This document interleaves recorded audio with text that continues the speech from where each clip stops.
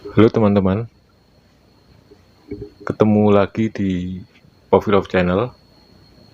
Kali ini saya akan membahas mengenai PP nomor 56 tahun 2021 mengenai pengelolaan royalti hak cipta musik atau lagu. Di sini akan saya bahas mengenai cover lagu di YouTube itu apakah ditarik royalti. Seperti kita ketahui, kalau kita lihat PP itu ada 14 objek yang akan wajib ditarik royalti.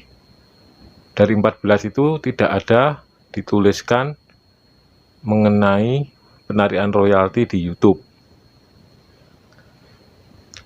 Tapi kalau kita lihat berita di Kumparan Bisnis ini tanggal 9 April, pemerintah tetap akan menarik royalti. Padahal seperti kita ketahui kalau di YouTube itu pemilik hak cipta bisa memonetisasi ya.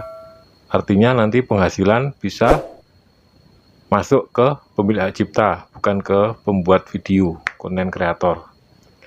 Tapi kenapa kok masih ditarik royalti? Di sini saya akan mengambil contoh dari negara luar yang telah mendahului kita ya, sudah menerapkan penarikan royalti di cover lagu dalam YouTube. Jadi kalau kita lihat di luar negeri itu, kalau cover lagu itu seperti apa ketentuannya, apa yang dia lakukan. Saya akan memberikan contoh di sini ya. Jadi contohnya kayak musisi luar negeri Hellokin ya, dia cover lagu Linkin Park berjudul 6. Kalau kita lihat di deskripsinya, dalam deskripsi itu ada musik dalam video ini. Di situ tertulis artisnya Hellokin dan ada tulisan dilisensikan ke YouTube oleh Viso Music. Kemudian First to Eleven juga cover lagunya Metallica, Entertainment. Di situ juga ada tulisan dilisensikan ke YouTube oleh. Terus yang ketiga, ini ada orang luar negeri cover lagu Indonesia, lagunya Pamungkas, Tun Debun ya. Di situ juga ada tulisannya dilisensikan ke YouTube oleh Viso Music. Jadi kalau orang luar negeri itu dia itu membeli lisensi dulu. Nah, saya jelaskan dulu ya mengenai musik dalam video ini itu apa. Jadi penjelasannya seperti ini.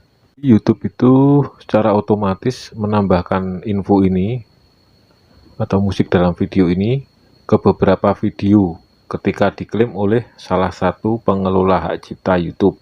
Di situ dituliskan juga ya, dilisensikan ke YouTube oleh. Nah, itu artinya apa?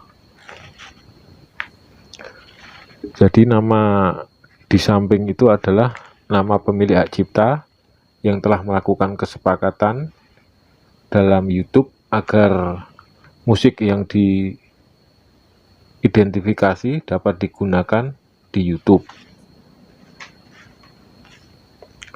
Pemilik hak cipta juga berbagi pendapatan ya di situ yang diperoleh video tersebut di YouTube. Dan terkadang ada banyak pemilik hak cipta yang berbagi pendapatan untuk satu lagu. Mungkin di situ terlihat juga ya ada LMK, Lembaga Manajemen Kolektif, dan Lembaga Pengumpul Royalti. Jadi, organisasi ini mengumpulkan royalti atas nama pemilik hak cipta yang menjadi anggota tersebut, dan YouTube mempunyai perjanjian lisensi dengan organisasi ini. Jadi di luar negeri itu ada LMK itu udah ada perjanjian dengan YouTube ya. Jadi misalkan ada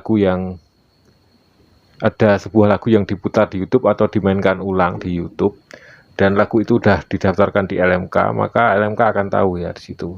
Nanti yang menarik royalti LMK tersebut.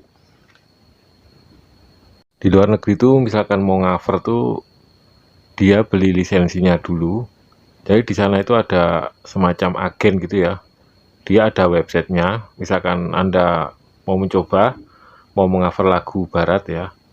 Ini saya kasih beberapa agensi seperti ASCAP, terus ada BMI, ada Sesak, terus copyright.gov, dan harryfog.com.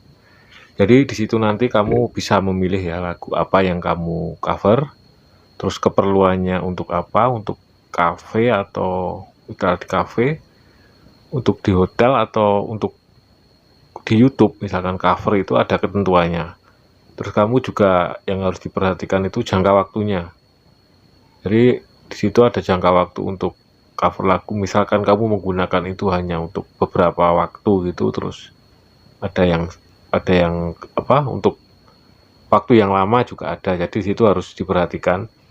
Dan nanti untuk pembayarannya juga dipotong situ, misalkan per bulan dipotong berapa gitu. Jadi di sini saya jelaskan ya, ini contoh aja yang di luar negeri. Kalau di Indonesia kan belum tahu kita untuk yang cover lagu itu nanti penerapannya seperti apa. Jadi bisa saja seperti itu.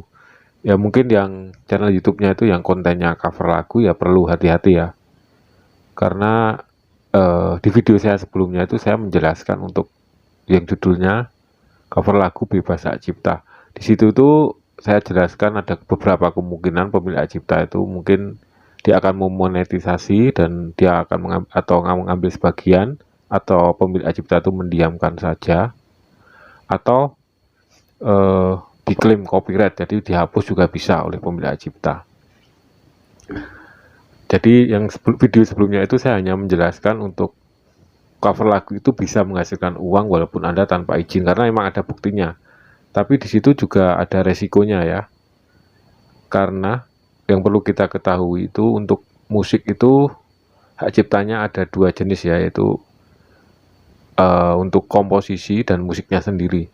Jadi kalau musiknya misalkan Anda minta izin kepada penyanyinya itu bisa saja ya itu musiknya, tapi komposisinya itu yang memiliki itu juga pengarang atau penulis liriknya itu.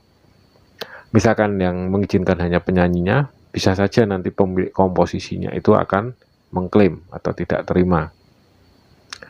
Dan pastikan kalau untuk lisensi itu harus jelas lisensinya seperti apa dan ada buktinya. Mungkin kalau ada pertanyaan bisa di komentar ya, nanti saya coba akan menjawab. Dan perlu saya tekankan lagi, ini bukan jadi alasan ya misalkan terjadi kasus dalam video Anda atau cover lagu Anda dan Anda berpedoman pada video saya ini, saya nggak bertanggung jawab ya. Di sini saya bukan ahli hukum. Di sini saya cuma asumsi saya. Jika Anda terkena klaim hak cipta tentang cover lagu, Anda bisa berkonsultasi dengan lawyer Anda ya. Oke, jangan lupa subscribe, like, dan kasih komentar. Dan tonton video lainnya dari kami ya. Sampai jumpa, terima kasih.